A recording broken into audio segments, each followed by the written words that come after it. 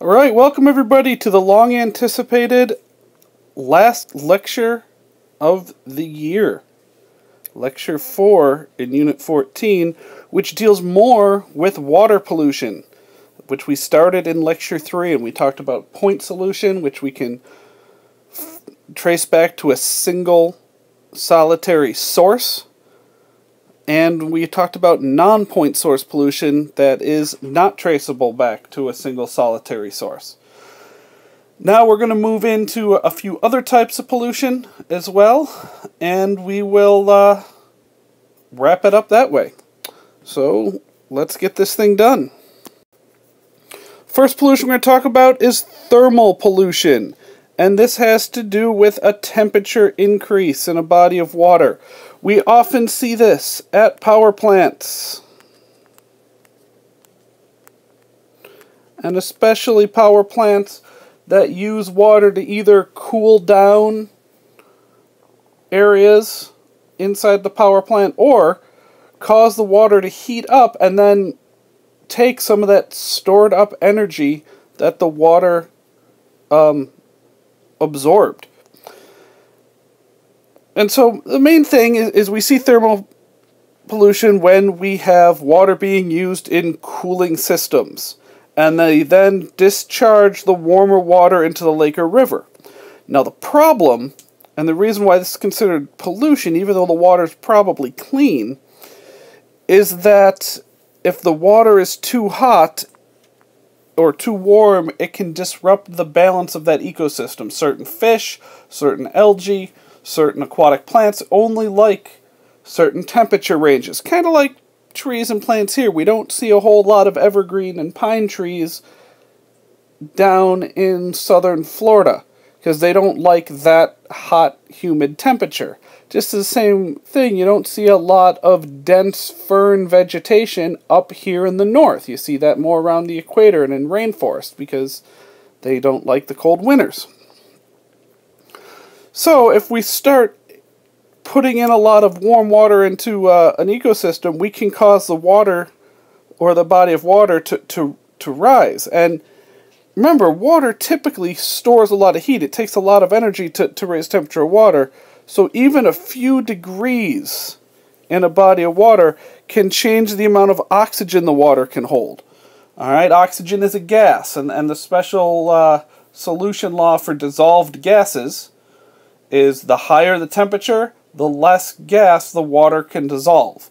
And that's because the warmer the gas is, the more likely it's going to jump back out of solution.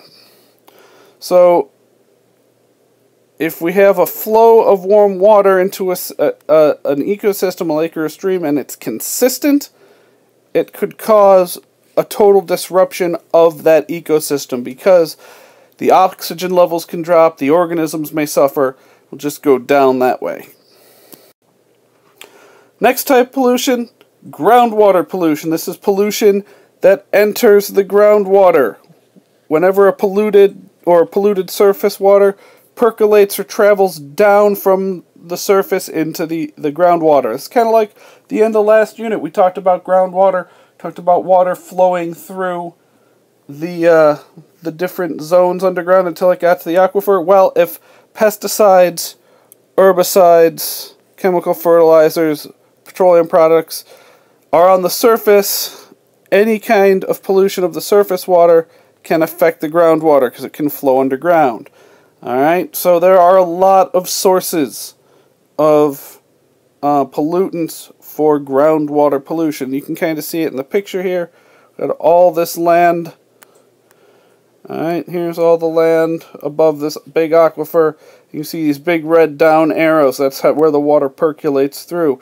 And so you can get pollution from the landfill, from the road, from storage tanks of gas, a leaking septic system. All that stuff could get into the groundwater. Alright, leaking underground storage tanks is a major source of pollution. This is bad for houses that are on well water. So what we got right here We got a septic tank under the house. Now, septic tanks are used when there's no sewer hookup to the house. So that's where all the waste that gets flushed down the sink drains and the toilet go. And there's bacteria in there, and they kind of break everything down and everything. Well, if that septic tank springs a leak, look how close it is to the groundwater. So it could get into the groundwater, and then if it's upstream of the well, if the groundwater flows, in this picture, if it flows to the right, that contaminated septic water can get into the well. And so we now have a well that is contaminated by the septic tank bacteria, or the sewage bacteria we would normally find in a septic tank. Alright, and then here's another heavily pumped well. You can see around that well the aquifer is way down. They use that for irrigation. Nowadays, modern storing tanks are contained in concrete and have other features to prevent from leaks, but still there are older tanks, and leaking tanks cannot be repaired or replaced until after we've noticed the pollution. So we don't know when an underground tank is leaking until we see it showing up in the water, which means somebody's probably getting sick from the water beforehand. Cleaning up the groundwater pollution is really challenging. The main reason groundwater does not recharge that quick unless there's a lot of precipitation, and everything is way underground. And so, because of this, the pollution can cling to the rocks and soil as it's going down, as it's percolating down through the groundwater. And so even if we pump out all of the water and we replace it with clean water, the groundwater could still become polluted because some of the pollution is stuck in the rocks that the water has to travel through on the way down. So groundwater pollution is not good. It's really hard to clean up and fix. Next type of water pollution we're going to look at is ocean pollution. This is pollution in the ocean. All right, big chunk of the world, a lot of the world's water, all that stuff. So oftentimes we just dump stuff into the ocean. The ocean's so big it will dilute everything. So ships can legally dump their own wastewater and garbage overboard in certain parts of the ocean, and eventually those all spread out, or you get giant garbage patches in the ocean. But 85% most ocean pollution, all right, including oil, toxic waste, medical waste, they come from the land. Activities on land or near the coasts. It's not these big ships dumping over their wastewater. It's all the stuff that's getting dumped into the ocean from the land. And coastal ecosystems, like coral reefs, are the most effective because you disrupt these big ecosystems.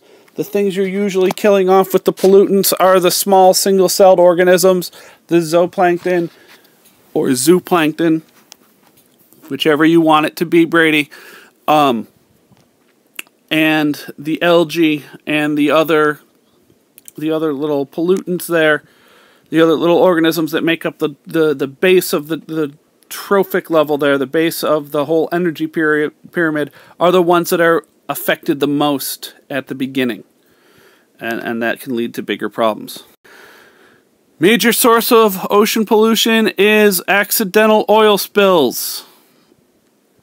Alright, here are the major North American oil spills. In class, you've watched a little bit of a movie on number 9. Right there, number 9 in the Gulf of Mexico, 2010, Deepwater Horizon. One of the most famous ones right now. Alright, you can see some of the other major oil spills and how much oil was spilled in a bunch of these. Alright, so oil spills have dramatic effects because even though they're only a small percent of oil pollution, they have huge impacts because these oil spills are non-point sources. They go in they go in the water and they just wreak havoc with the environment. right? They kill a lot of the fish, and a lot of the seabirds living in those areas are feeding in those areas. You've all seen the pictures of the pelicans or the penguins or the seals, whatever, wrapped up and all tarred and black in the oil, and that's not good for them. All right, and in the long period day that you either just had or are just about to have, you're going to be doing a web quest on the oil spills. You can see the test questions on your study guide is asking about the four causes of oil spills and to describe one of the major ones. All right, so those are our big ones to worry about. Said the Gulf of Mexico, Deepwater Horizon, or Prince William Sound. I think it's part of that Exxon Valdez oil spill that happened in the late 80s. Now, once the pollution gets into the ecosystem, it causes problems as well. One of these big problems is known as biomagnification. That played a big role in the Great Lakes. So what happens, and this, we saw this a lot when we used DDT, which was an awesome, like just great insecticide, killed tons of insects. Also ended up killing birds because they would eat the insects and then they would have this chemical in them which softened the shells of their eggs, and we almost lost a lot of large bird species like the bald eagle, red-tailed hawks started going down. Condors are still kind of bouncing back. All over the world, we got birds of prey bouncing back from this. What happens with biomagnification is you got a little bit of this chemical gets into the water, and it gets into the zooplankton. All right, and so they have a really small concentration, 0.04 parts per million. And then these zooplankton get eaten by small fish, but the small fish eat more than one zooplankton, so it starts adding up, and they end up getting half a part per million. The bigger fish eat the smaller fish.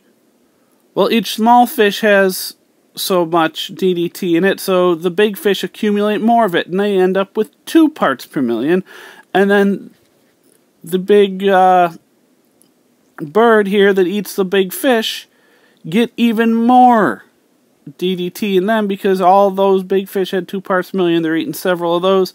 They could be up to 25 parts per million, and you're getting to toxic levels. So you have this idea of the water pollution becoming more damaging the higher up the food chain you go. All right, it has alarming consequences for the organisms at the top of the food chain. This happened in the Great Lakes with mercury, and there are still some laws about how much fish you can eat out of different Great Lakes. There was a time that with Lake Michigan, Lake Superior, that it was okay for a grown man to consume 2 fish out of the lake in a year, but it was recommended that no pregnant women or children eat the fish because of the high levels of toxic chemicals in the fish that have accumulated over time. So it's kind of weird that the U.S. tells people how much fish they can eat from certain bodies of water, mainly because the fish themselves are contaminated with things that are harmful for humans. And the more fish you eat, the more contaminated you become. So we noticed a lot of this in the 70s, and like a lot of things, we have tried to make it better, and we've made the water situation in this country a lot cleaner and a lot better. It's a big win for environmentalists. Is there more to do? Yes, but some of it has worked. The first big step was the Clean Water Act in 1972. It was designed to restore and maintain the chemical, physical, and biological integrity of the nation's waters. All right, the goal was to make all the water in the U.S. clean enough for fishing and swimming by 1983. Now, in the 70s, rivers in Ohio caught on fire because they were so polluted. There were so many toxic chemicals in there that the body of water could be on fire. All right, there's lots of inferences to it. So they were pretty polluted. Now, we never reached the goal of making all surface water in the U.S. clean enough for fishing and swimming. Never achieved that, but we've made progress since 1972. All right, the number of lakes that are fit for swimming increased by 30%. All right, and since then, states themselves have passed stricter water quality standards.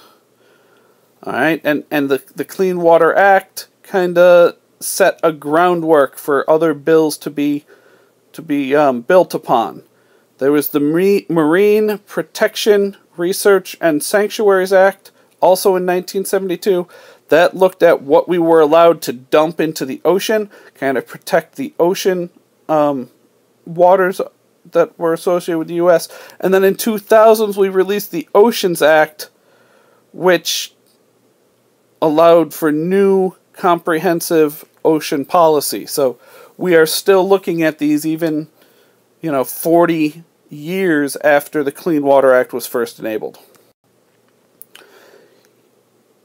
Here's just a list of the different acts from 72 to 2000, starting with the Clean Water Act, which kind of set everything else in motion. There's the Federal Water Pollution Control Act, also in 72. We kind of amended it, made it a little bit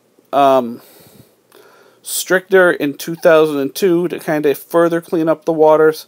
Safe Water Drinking Act was updated in 96 from 75, so after about 20 years they added some stuff that deals with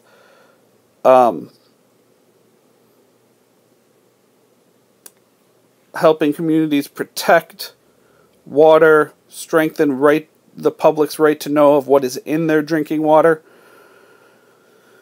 Water Quality Act in 87 also helps support the state and local areas in cleaning up polluted runoff to kind of keep lakes and everything from becoming artificially eutrophicated and going through the artificial eutrophication progress. It was to protect many major estuaries and streams.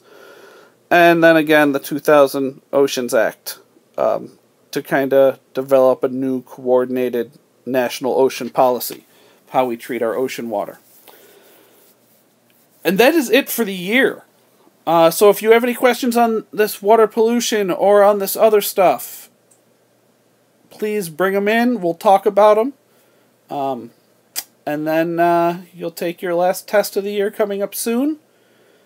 And then it's on to studying for the final. So thank you guys for following along this year. I hope this class went well for you, even if it was a little different than what you were used to.